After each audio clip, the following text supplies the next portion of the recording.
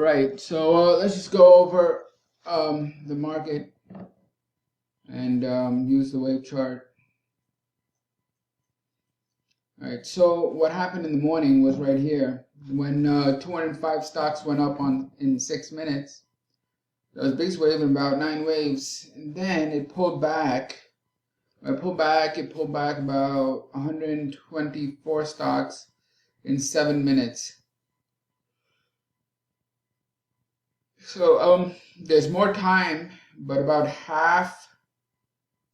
There's more time, or at least the same time, and maybe like 60-65% of stocks went down. So upside is stronger right here when comparing the up wave to the down wave.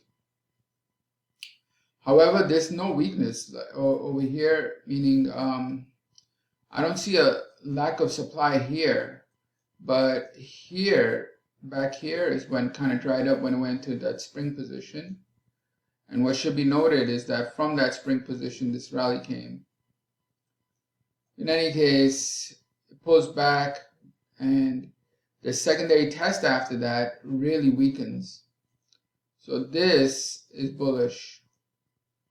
Why? Because 124 with a secondary test of only 48. So we see that even less stocks went down, and after that 137 stocks went up in 10 minutes, and the pullbacks show weakness, meaning they show lack of supply, weakness in supply. Why the first pullback is 55 and the second pullback is only 38. That right there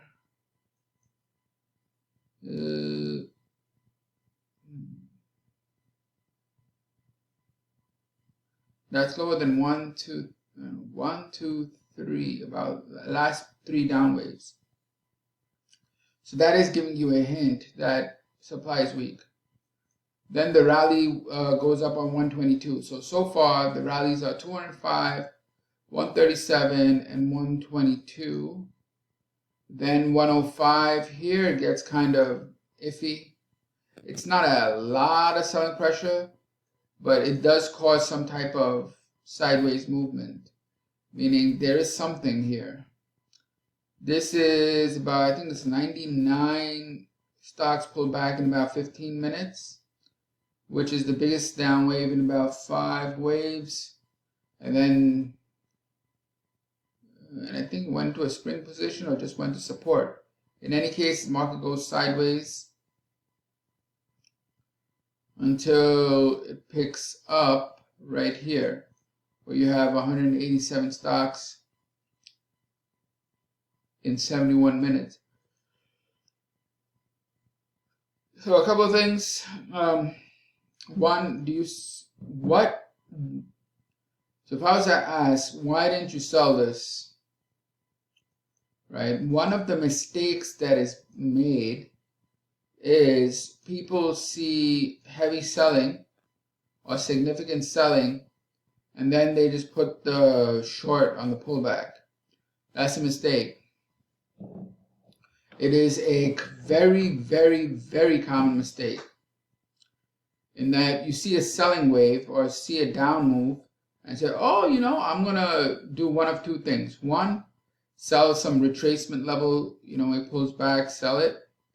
Or the second is it makes a slightly lower low and you sell it. So either selling on the breakdown, lower low, or selling on the pullback. That's a mistake because you haven't seen the data. Meaning, yes, supply is there, but is there a lack of demand? If there isn't, then is there a significant demand? If so, that means they're buying. So it's sell to buy, sell to reaccumulate. All right. So when selling waves occur, they can be 4 key reasons. All right. So one is it's just profit taking, natural profit taking, like a rotation, where you see natural profit taking.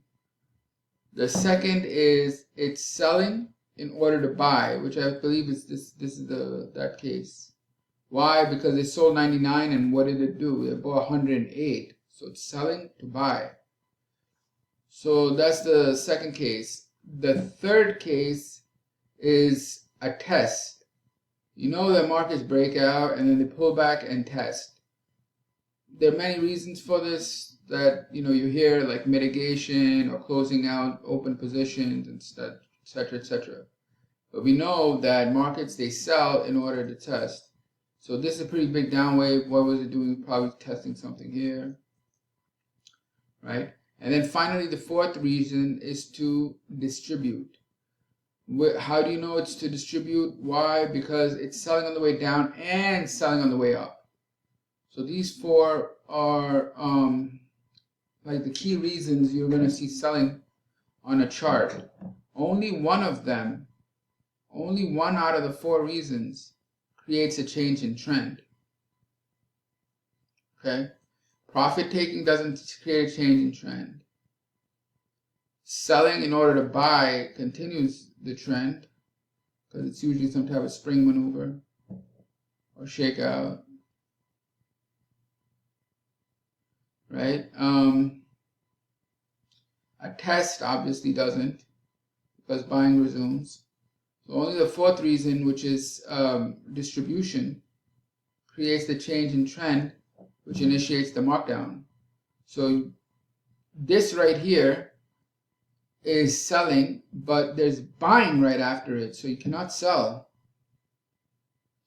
Right? So it's a major error to see a trend as some pullback, think it's a sign of weakness, and put the short on because it takes out one level or something like that.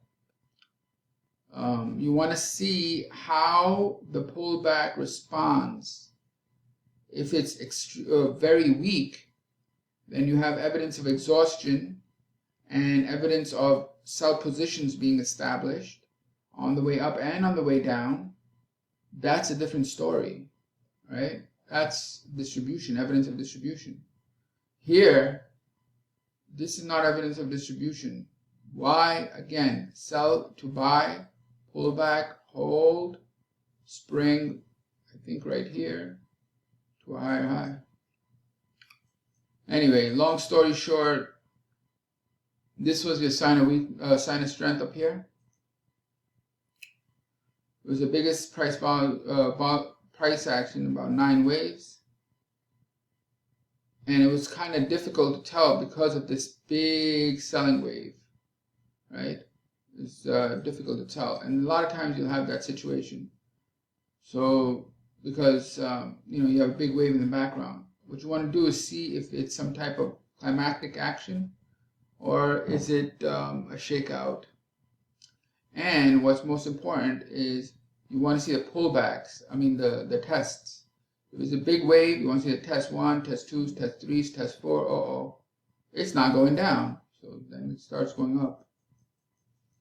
All right, that's all, folks. Take care.